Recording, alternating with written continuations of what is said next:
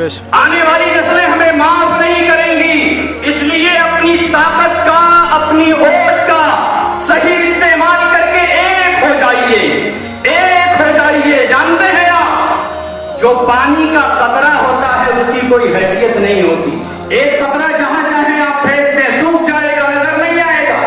یہی قطرے جب ملتے ہیں سمندر بنتے ہیں، اور سمندر پورا ایک طوفان برپا کر دیتا ہے۔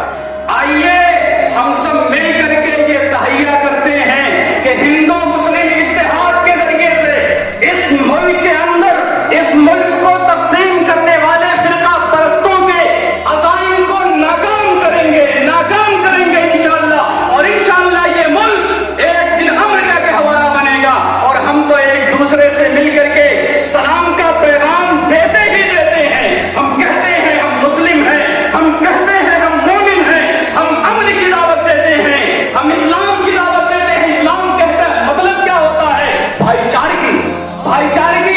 آئیے ہم سب مل کر کے یہ عہد کریں کہ انشاءاللہ ہندو مسلم سکھ عیسائی ایک ساتھ مل کر کے دوبارہ جس مقصد کے تحت اس ملک کی آزادی کے لیے ہمارے اکابرین نے، ہمارے اسلاف نے آزاد کرایا تھا، ہم سب مل کر کے اپنی ووٹ کا، اپنی طاقت کا صحیح استعمال کرتے ہوئے فرقہ پرستی سے اس ملک کو آزاد کرائیں گے۔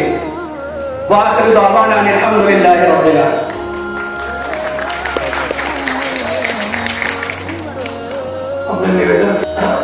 جناب فیروز جیسوال صاحب سے